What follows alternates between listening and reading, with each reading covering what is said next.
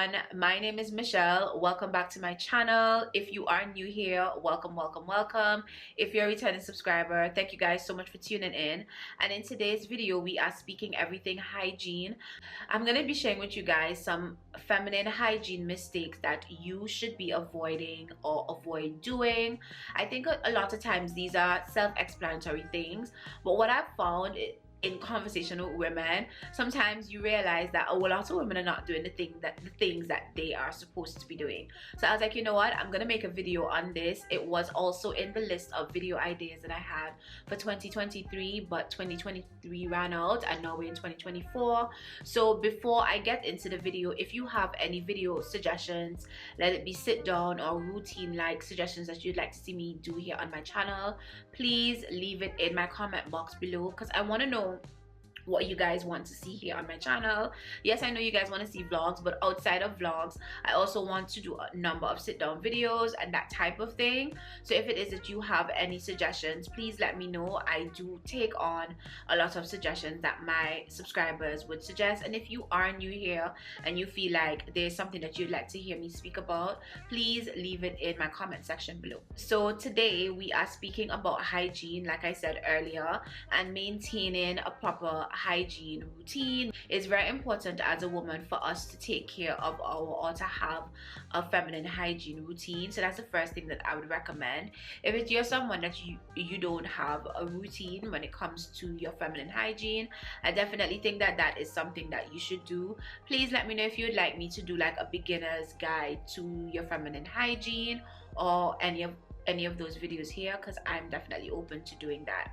So with that being said, let's actually get into the tips or the mistakes that we commonly do that we should not be doing. So the first mistake that I find that we do a lot is we do not listen to our estheticians when we go to get waxed. And so you want to make sure that you are listening to your esthetician.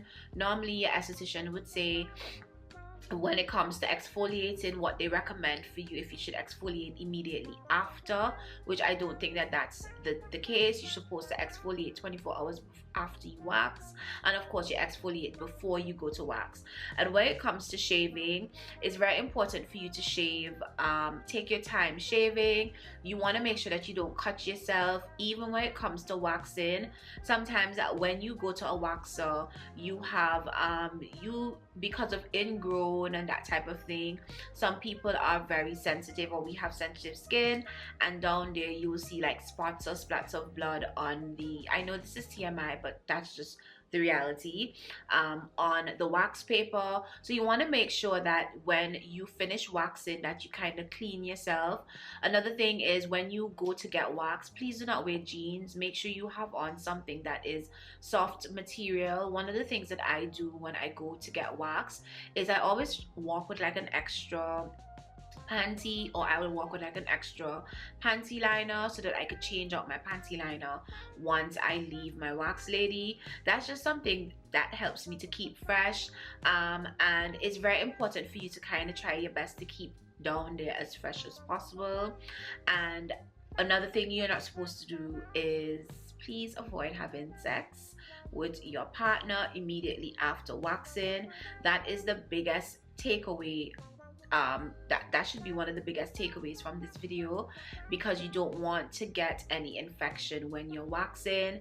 The same thing, like if you're shaving and you have a cut, you kind of want to avoid having any sort of intercourse until that cut is healed, because you do not want to get any infection down there. Because guys, a woman will get infected by just wearing her panties, you know what I mean? And so you want to make sure that you are being very mindful of the things that you're doing in your everyday routine that is not causing any sort of infection. So that is the hair removal part of it. So I just wanted to mention those things, because for those women who actually do go out and get hair removal, some people don't really believe in hair removal, and if that's your thing, then kudos to you.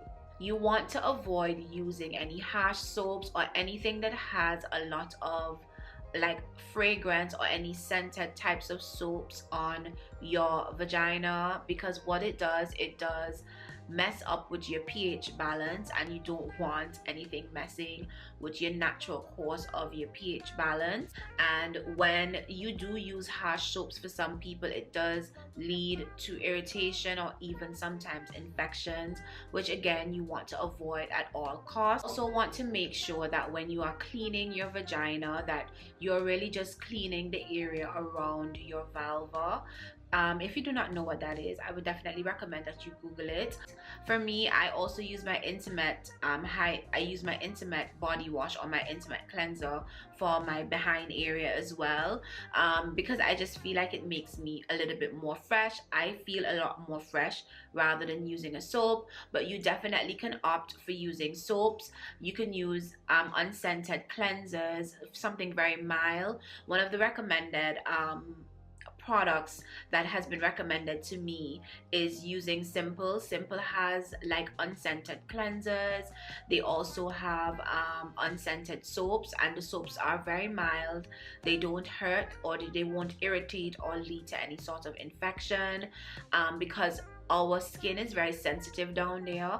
And so if it is that you're using anything down there, you want to use whatever that has for sensitive skin. That is normally what I pick up. So even when I pick up my Summer's Eve, or if I'm gonna buy Vagisil or Honey Pot, whatever feminine hygiene cleanser you're using, it is also, to me, it's very important if it does say for sensitive skin. If you don't believe in using any of these things, you definitely can just use water. Water is your safest bet to keep your pH balance. Just clean with water and you'll be fine. The next thing you want to avoid is douching. Guys, douching, you only douche or you only buy douche if it is recommended by your doctor. And that's all I have to say. Douching, what that really involves, if you're someone that doesn't know and this is really new to you, douching involves cleaning the inside of your vagina with water or a mixture of fluids. Normally it is truly a mixture of fluids. I really see douche be douche only and be water. And the reason that you don't want to douche is because your vagina is self-cleaning. You don't need to douche to clean your vagina. Douching does, though, it does cause a reaction when you do douche to your natural pH balance. So a lot of women want to smell like roses, and we think that douching is going to make us smell like roses. No, douching actually messes up your pH balance or your natural pH balance, and sometimes it does, for some women it leads to a lot of infections and even complications. So you want to really be mindful when it comes to this, to certain things that you're going to be using on your vagina or in your vagina, and so it's just very important for you to not douche unless it is recommended or prescribed by your OBGYN or your doctor. The next thing you want to avoid is wearing tight underwear. Regardless of what type of underwear it is, you want to avoid wearing tight underwear, especially those that are made from the non-breathable type of fabrics, because what that does, it can trap moisture and heat around that area, and what that does, that creates an ideal environment for bacteria and yeast. So even in coming off of underwear, you also want to not wear a lot of tight pants and stuff like that. That's why sometimes your doctor would be like, you would go to your OBGYN and they would be like, oh, you have a yeast infection, and you're like, where the hell did I get that from? You know? And of course it doesn't have to be from sex. It could just be from you living every day, and the things that you're doing every day in your life is just not conducive to your vagina health, because of course, based on what is it that you're surrounding and what you're doing or how tight your clothes is, it can cause bacteria and it can cause a yeast infection. It is recommended to choose a breathable like undies, because it helps to promote better airflow. Or sometimes you can let the girl breathe, you know, you can just let her breathe, let her do her thing, let her have a little bit of, you know, free time without the undies, okay? I do it. So I feel like if I'm gonna be saying that I'm doing that, then definitely you can also let the girly breed however it is you decide to let her breed. Maybe in the nighttime you cannot sleep with any underwear, but of course you're gonna wear underwear to go to work, or you can do it vice versa. I know people who just sometimes just don't wear underwear, and that's just what they choose to do in their life, and they say that they are quite fine. But you really want to be mindful of wearing a lot of tight clothes down there, because at the end of the day, the girlie needs to breathe sometimes, or she needs to have better airflow, and if you're not giving that to your vagina area, you definitely can pick up bacteria. The next mistake you want to avoid is not changing your tampons and your pads regularly. Now, what is regularly, right? So you're not supposed to leave your tampons or your pads on, in my opinion, for more than 4 hours. My OBGYN told me don't leave my tampons in for more than 2 hours. So he's like, every 2 hours you're required to take out your tampons. The reason being is because when you leave on your tampons or your pads for a longer period of time, it can also cause bacterial growth and infections, believe it or not.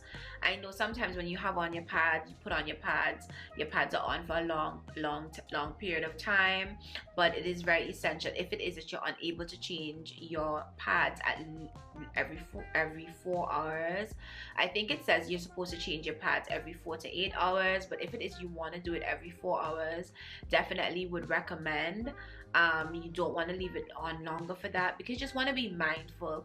I also feel like when it comes to feminine hygiene, not changing your pads and your tampons regularly is supposed to be a thing.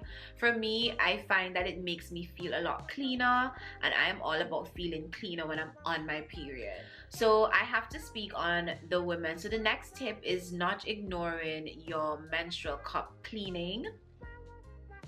I can't get onto the menstrual cup, but I know that a lot of women don't believe in it. They like it. I have friends who use menstrual cups, and you want to be mindful of this as well. So not only you're thinking about your pads and your tampons, but for the girlies who are using menstrual cups, guys, it's very important for you to clean your menstrual cups very thoroughly between using them. So the next mistake you want to avoid is skipping having a shower after exercise. And I know some people may be like, but that is self-explanatory, right? No. Some people would be like, oh, I just went to yoga. Or some people would be like, oh, I didn't really sweat, so I'm not gonna take a shower after working out or after any sort of activity. And guys, that in itself is crazy. I've had women who said to me, no, I don't take a shower because I just do yoga, I don't sweat, it's in the AC. Like, there's a bunch of excuses I feel like they give, and that's not okay. Okay, that's not okay. If it is that you are doing that, that is not okay for your feminine hygiene. Because during a workout process, you do sweat, believe it or not. I did yoga the other day and I sweat. I was sweating. Okay, maybe because I have no balance, but I did yoga the other day and I was actually sweating. And I go to a gym that has AC. So when you say that to me, I'm just like crickets, because wow. But if it is that you are doing any sort of exercise, you want to make sure that you are actually taking a shower after, because sweating again down there is gonna have moisture from that sweat, and that creates or it will create, then promote an environment for bacterial growth and any sort of infection. Sometimes we have infections or we get infections and we just don't know where it came from, but it could be from those small things, or not, or the lack of doing those small things, or things that are deemed very small. Those are the things that can actually affect your feminine hygiene and make you smell funny, make you smell frowsy, and you don't want that. The next mistake that a lot of us tend to not do is how we wipe after we use the toilet. Not wiping properly can be very detrimental to your feminine hygiene. Knowing how to wipe is very important, and when you are wiping, in any time you want to wipe from front to back. And a lot of us wipe from back to front, or some of us wipe from back to front, but it's very important for you to wipe from front to back, and you want to make sure that you're not transferring any bacteria from your bum up to your vagina. You don't want it in that region of your vagina. And so the safest way to wipe is from front to back. If you're someone that didn't know that, then I guess you learned something new today, or it's something that even if you know that you're supposed to be doing it that way, I am here to remind you that when you are watching my video and you're in the bathroom, that you're gonna wipe from front to back and not from back to front. The next tip that I would recommend is, please do not ignore your body. When your body is telling you something, or when your vagina is telling you something, please listen to your body. I cannot stress this enough. Listen to your body. Do not ignore your signs of infection. You want to pay close attention to any unusual symptoms that you may have. Any itching, if you're burning, or any unusual discharge. That is the big thing. If you're having weird discharge, you really want to be mindful of that. You may not know it's an infection, but if you do not know if it's an infection or not, the best bet for you to do is to go to your OBGYN or go to your general practitioner. I would definitely recommend to just go to your OBGYN if you have one. If you don't have one, you can always schedule an appointment to see a GP, or go schedule an appointment to see your OBGYN. The 10th mistake to avoid or to look for is your partner. And I know this is probably something you do not want to hear, but if it is that you are constantly getting infections, you are going to your OBGYN often because you always have an infection, look at your partner, look at the person that you're sleeping with, whether it be a male or whether it be a female. This even goes for men. Like if it is that you always sore down there, or whatever the case may be, you need to look at your woman, because you need to ask her what's going on, and also as a woman, if it is that you're always having infections, you have weird discharge, you need to make sure that your partner is cleaning himself properly, because a lot of times some guys don't clean themselves properly, and that could be the cause of you consistently getting yeast and consistently getting bacterial infections. Although this is a feminine hygiene video, men are also required to clean themselves. And these things are inspo. I think that some of the things that I mentioned in this video can apply to you as well. I'm not an expert on how a man should clean his area, but things like making sure you shower after the gym, and just certain things, how you cleanse your guy parts or whatever. I know I have guys here on my channel, so I'm just saying, maintaining a good feminine hygiene is, you really have to be gentle with yourself, you really have to be in tune with your body, and you have to create a routine where you are so in tune with your routine that when it's disrupted, you are aware that it's being disrupted, and also that you're cleaning yourself and you're taking 110% care of yourself and of your girly. So with that being said, this is where I'm gonna end this video. I hope you guys enjoyed this video. Let me know if there's any other topic along this line that you'd like to see me do here on my channel, and I will definitely get to doing that for you. And with that being said, I'll talk to you guys in my next upload. Thank you guys so much for watching, and if you're new here and you made it to the end of the video and you're liking my personality, then I will definitely recommend that you subscribe to my channel and become a part of my community.